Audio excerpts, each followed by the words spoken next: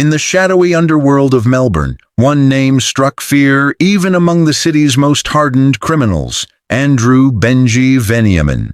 A baby-faced altar boy turned cold-blooded killer, Venamin would become one of Australia's most feared gangland assassins. On March the 23rd, 2004, at exactly 2:30 p.m., inside the La Porcella Italian restaurant in Carlton, a conversation between criminals ended in gunfire.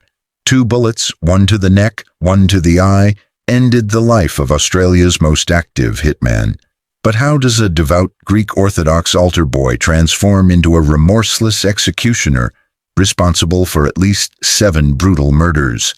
How does someone raised in faith become a symbol of terror in Melbourne's bloody Gangland War? This is the untold story of Andrew Benji Venamin, the making of a monster. Early life. From altar boy to fighter born on November 16, 1975, to Greek immigrant parents Apollo and Mariana Venamin, Andrew grew up in Sunshine, a working-class suburb west of Melbourne.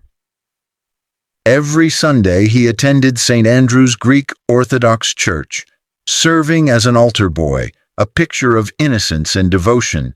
But beneath the surface, something darker was growing.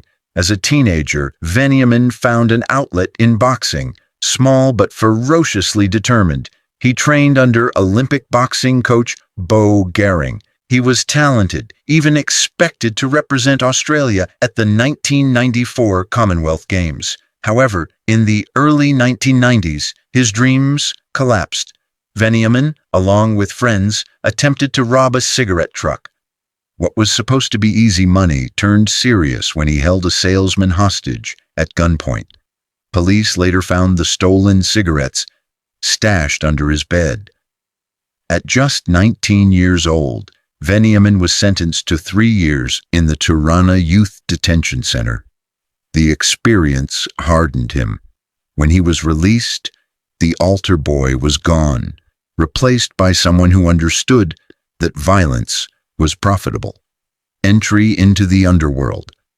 After his release, Venamin aligned with known underworld figures Dino Dibra and Paul Kallipolitis. Together they formed the Sunshine Boys, a street gang involved in theft, drug trafficking, and violence. By day, Venamin worked at the West Melbourne wholesale fruit and vegetable market. By night, he was quickly earning a reputation for brutality. His boxing background gave him an edge. He delivered violence with methodical precision. In 1997, he had a professional fight organized by the Carlton Crew, one of Melbourne's most powerful crime groups. Though he lost the match, he made connections that would define his criminal future. The Carlton Crew and the first kill, the Carlton Crew, led by notorious figures like Alphonse Gangitano, Dominic Mick Gatto, and Graham the Munster Kinneberg, controlled vast portions of Melbourne's underground. For Venamin, it was a perfect fit. By 2000, he had transitioned from petty theft to professional murder. His first suspected killing was particularly brutal. On October 14, 2000, childhood friend and fellow Sunshine Boy Dino Dibra was shot multiple times outside his home. Police believed it was a professional hit. A $100,000 reward was offered for information, but no one spoke. Loyalty and silence ruled the underworld. In 2001, nightclub bouncer George Germanos was found with 3 bullets in the head and 1 in the chest. He had been seeking protection just weeks earlier. His killer got to him first. Then came April 15th, 2003. Drug dealer Nick the Russian Radev was sitting in his car when he was gunned down, 7 shots to the head and chest. Venamin had met with him earlier that same day. The murder was cold, calculated, and carried out with chilling professionalism. The Williams Alliance. In 2002, Venamin was introduced to drug kingpin Carl Williams through mutual associate Tony Mockbell. Williams, already deep in a feud with the Moran family, needed protection. Venamin provided muscle and more. Their relationship evolved quickly. Venamin became Williams's bodyguard, enforcer, and even part of his personal life.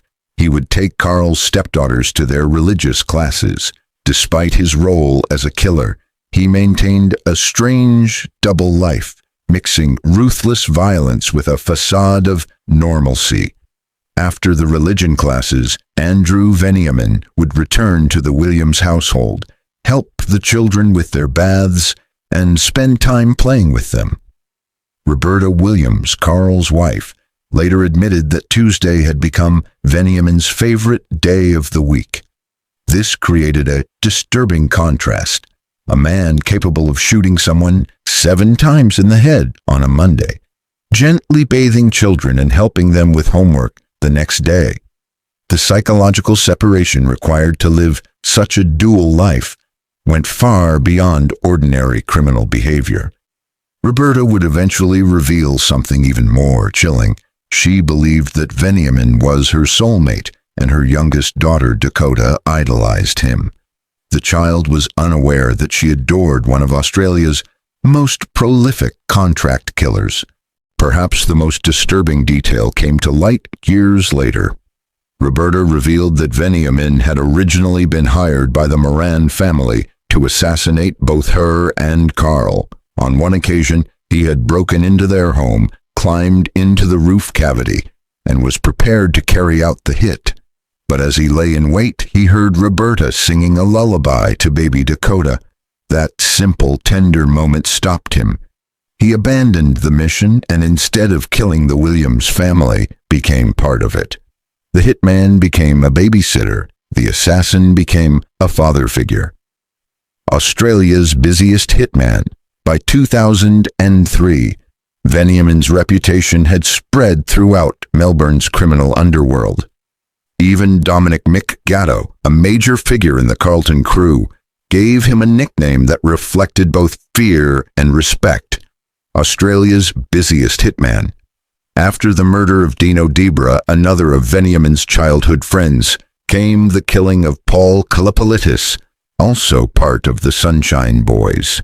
His body was discovered in October 2003, another calculated execution that showed Venamin's complete willingness to sever ties with his own past. Then came the assassination of Victor Pearce, a member of the notorious Pettingill family. Pearce, a hardened and experienced criminal, was gunned down in another cold, professional hit. But the most shocking murder came on December 13, 2003, when Graham the Monster Kinneberg was killed outside his home. Kinneberg was a veteran of the underworld, deeply respected and well-connected. His murder sent shockwaves across Melbourne's criminal circles.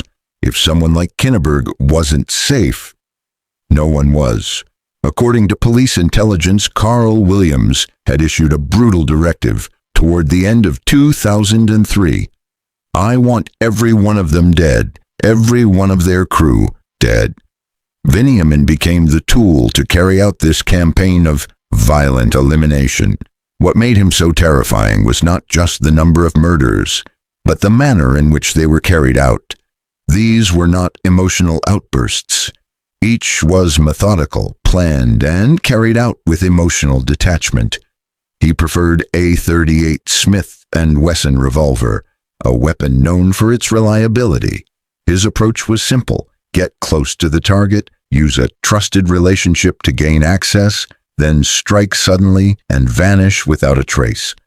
Former associates said that during this time, Venamin had entered what his getaway driver, Farouk Orman, called his crazy period. He was becoming unpredictable and dangerous, even to those closest to him. By day, he was Uncle Benji, a beloved family friend. By night, he was a merciless enforcer, eliminating anyone who stood in Carl Williams' way. The final confrontation. By early 2004, pressure was mounting around Andrew Venamin. His name was being whispered in connection with almost every major gangland murder in Melbourne. Among those most concerned was Mick Gatto, especially over the killing of his close associate Graham Kinneberg, Although phone records showed Venamin was across town during the murder, Gatto remained suspicious. He began his own investigation and arranged several meetings with members of the Williams crew. One of these confrontations was caught on Crown Casino's CCTV, showing tensions building between rival factions. On March 23, 2004, Venamin called Gatto and arranged a meeting at La Porchetta, an Italian restaurant in Carlton. The intent was to clear the air regarding the Kinneberg murder. Instead, it would end in bloodshed. Gatto arrived around 2 p.m., joined by associate Steve the Turk Kaya. Witnesses described Venamin entering the restaurant dressed casually, in a baseball cap, t-shirt, cargo pants, and sandals. But beneath the appearance, he carried his trademark weapon, a .38 revolver. After a few minutes of conversation, Gatto invited Venamin to talk in a private area near the kitchen. It was there, away from witnesses, that Venamin made a fatal error. Death at La Porchetta.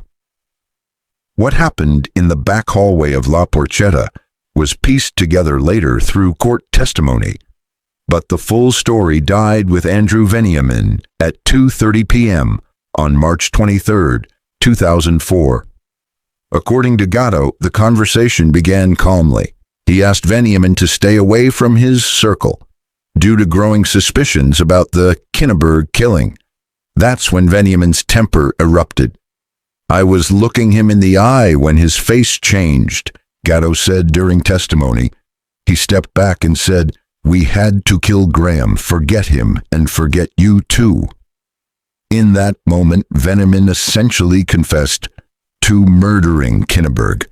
He went further, also implicating himself in the killings of Dino Debra and Paul Kallipolidis, his own childhood friends. The confession seemed to unchain something inside him. The cold, calculating killer was gone, replaced by a man consumed by rage. According to Gatto, Venamin pulled his gun. Gatto lunged at him, and the weapon discharged past his head. "I thought I'd been shot," Gatto said. Both men struggled, former boxers, equally familiar with violence. But Gatto had size and desperation on his side. He turned the weapon and fired 2 shots. One bullet struck Venamin in the neck. The second hit him in the eye. Gatto later described the scene in grim detail. Andrew Venamin lay on his back, coughing and choking on his own blood. The man who had once terrorized Melbourne's underworld was now dying on the floor of an Italian restaurant, his blood mixing with the sawdust beneath him. Gatto, partially deafened by the gunfire, walked back into the main dining area and handed the .38 Smith & Wesson revolver to the restaurant owner, who wrapped it in a paper towel for police to collect. When authorities arrived, they found Andrew Benji Venamin dead at the age of 28. Outside, his silver Mercedes remained double-parked, the engine still running, as if he expected to walk back out alive. Australia's most feared hitman had just been killed by one of the very men he may have intended to eliminate. Legacy of terror. Venamin's death sent shockwaves through both the criminal underworld and law enforcement.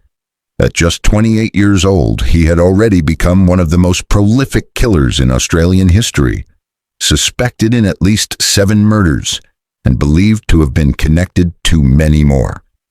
Despite years of police surveillance and intelligence linking him to multiple killings, Victoria Police had never been able to bring a single murder charge against him. He operated with extreme caution, precision, and cold efficiency, leaving little to no physical evidence behind. Detective Superintendent Andrew Allen, who led the Piranha Task Force investigating the Melbourne Gangland killings, later remarked, "We actually broke the code of silence in the underworld, something that had never been done before." The Melbourne Gangland War would continue for several more years, ultimately claiming 36 lives between 1998 and 2010.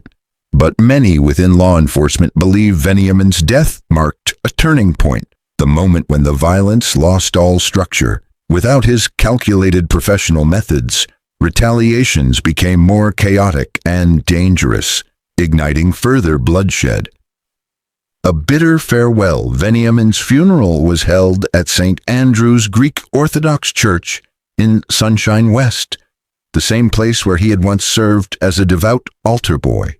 The bitter irony was not lost on those in attendance. The sacred space that once symbolized his innocence now served as the setting for the farewell of one of Australia's most notorious contract killers. Among the pallbearers was Carl Williams himself, the man who had employed Venamin as both protector and assassin. Williams carrying his body became one of the most haunting images of Melbourne's gangland era. Roberta Williams later revealed that she had kept vigil over Venamin's body after his death, a final act of loyalty to the man she had called her soulmate. Their relationship, part family, part business, part emotional entanglement, symbolized the twisted alliances that formed the foundation of the city's criminal underworld. Justice in the streets. When Dominic Gatto stood trial for Venamin's killing, he was acquitted on the grounds of self-defense. The jury accepted his claim that he had acted to save his own life. When confronted by a man widely recognized as Australia's most dangerous hitman, justice was served, not in a courtroom, but by the unwritten rules of the underworld. Cultural impact. Andrew Venamin's life and death became a subject of national fascination. He inspired multiple books, documentaries, and was portrayed by actor Damien Walsh Howling in the critically acclaimed television series Underbelly. Yet no film or dramatization could fully capture the darkness of his transformation, from altar boy to executioner, a new kind of killer. In the end, Andrew Venamin represented a uniquely chilling figure in Australian criminal history, a man who killed not out of desperation, addiction, or psychosis, but with detached professionalism. He was efficient, disciplined, and morally empty. He didn't kill out of necessity. He killed because he was good at it, because it paid well, and because somewhere along the way, he had lost all sense of human conscience. His death marked the end of an era, but the fear he instilled lingered long after he was buried. In Melbourne's criminal world, the name Benji became synonymous with sudden, inescapable death. Even today, whispered conversations in dark corners of the city still echo with the same uneasy question. If someone as careful, connected, and dangerous as Benji Venamin could be brought down, what chance did anyone else have? The altar boy had become Australia's most feared assassin, and when his story ended, it was written in blood on the floor of a restaurant. All that remained were questions, fear, and the disturbing memory of a Tuesday routine, where Australia's busiest hitman once helped children with their baths.